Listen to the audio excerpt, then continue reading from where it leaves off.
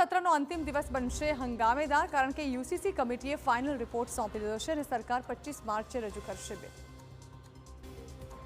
ગુજરાતમાં UCC bill લાવવા અંગે તૈયારીઓ શરૂ થઈ ગઈ છે.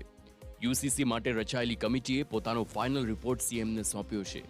આ કમિટી 4 ફેબ્રુઆરી 2025ના રોજ રચવામાં આવી હતી અને વિવિધ મુદ્દાઓ પર વિસ્તૃત અભ્યાસ કર્યા બાદ હવે અંતિમ ભલામણો સાથે રિપોર્ટ રજૂ કર્યો.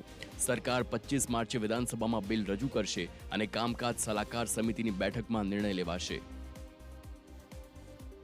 યુસીસીના ફાઇનલ રિપોર્ટમાં કરાયેલા સંભવિત ભલામણો પર નજર કરીએ તો લગ્ન માટે યુવતીની ઉંમર 21 વર્ષ કરવાની ભલામણ થઈ શકે.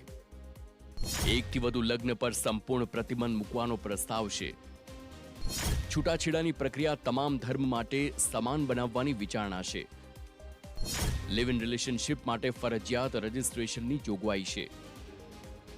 આદિવાસી સમાજના પરંપરાગત રિવાજોને કાયદામાંથી મુક્તિ મળી છે.